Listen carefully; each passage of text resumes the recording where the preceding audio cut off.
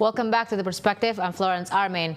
Maria, we talked earlier about how regulation has somewhat helped the driving of perception of what CSR is, but all that has changed because first it was implemented among the state-run firms. BUMN has to change, and it has to change. And now, has the regulation impacted how companies or corporations in Indonesia make their decisions on CSR? Yes. So because the regulation itself is actually, there's a little bit of a flaw there, because it mentioned that the company must make CSR budget. Set aside. Yeah, just CSR budget. It just mentioned like that, So that's why in practice, then companies have this perception that, oh, CSR is actually budgeted, which means CSR is not embedded in your operation, In the business model. That's right, yeah. So in the business practice, Yeah. So because CSR is budgeted, so it has impact from the external, stakeholders and also from internal stakeholders. So internally, most of the employees, including the board of directors, perceive that CSR is actually should be budgeted, from your profit.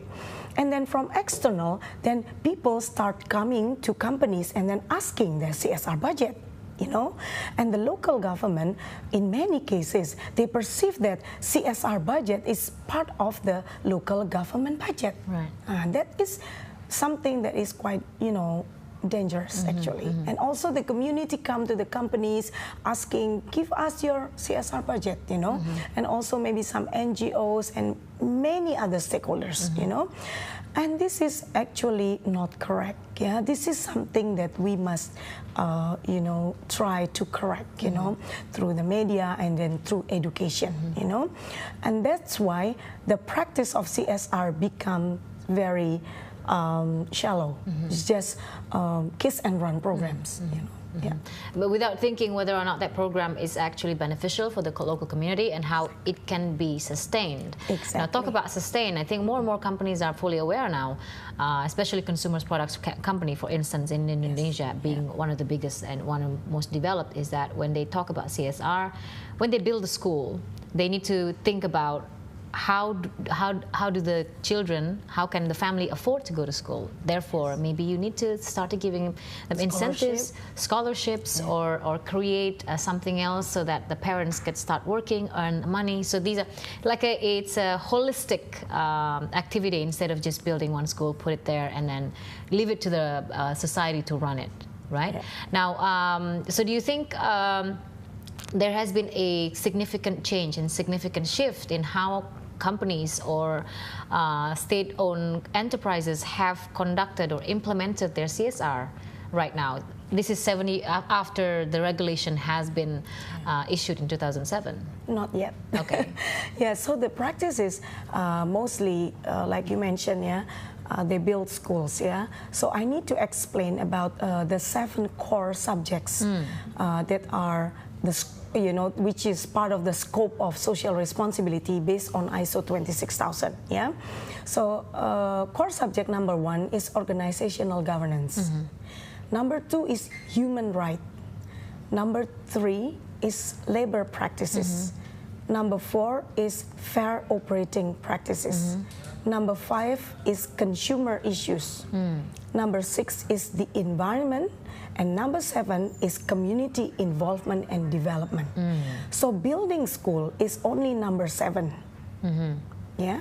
Yeah.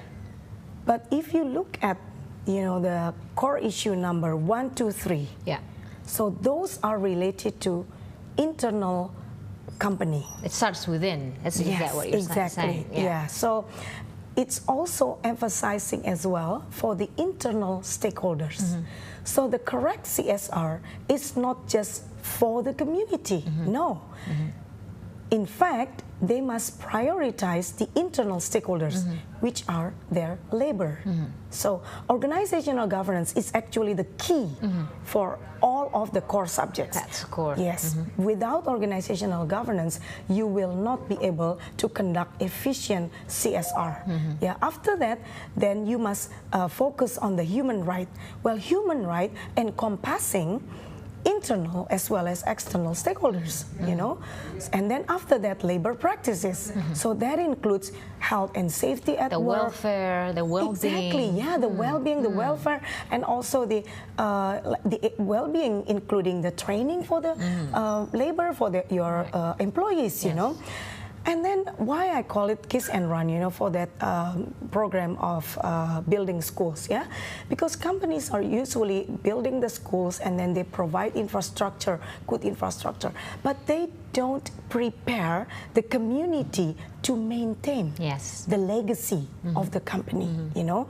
They just give all the facilities and then they assume, you know, that they know how to exactly to maintain and then to utilize, to optimize it, you know.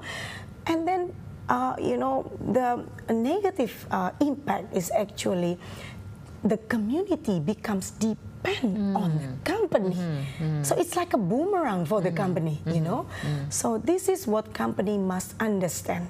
If you want to create CSR that will create sustainable impact, you must also prepare the community to be independent, to be able to maintain the legacy that the company has created for them. So it empowers, it should empower the local community instead of just handing them over. That's true. What's also interesting is I think the number 4, consumer issues. Yes. Now this is one of the, because it's an extension, it's a direct extension from the company because they're the first people, the first community that impacted besides their labor is the consumers. Exactly. Yes, that's true. Yeah, so people might think that, oh, this is like business as usual. No, no, no, this is not as usual. Consumer issues, one of the issues related to the consumer issues core subject is the protection of consumers' data, you know. So now, you know, I think you also experience that our data, for example, our cell phone number, you know, it's no longer a secret, you know. Don't get me started on that. I think our mobile phones have been shared to many different companies all over. And suddenly they called you offering things, you know, like, so things like that. And also, how would you provide service to your customers, you know, after the sales is made, you know. So social responsibility based on ISO 26000 is actually referring to how can companies contribute to sustainable development. You know, sustainable development is actually the process to achieve sustainability. To get there. That's right. This is getting heated and very interesting. You got really heated up when you talk about consumers and what the companies are responsible for towards the companies. But we'll be right back after this short break.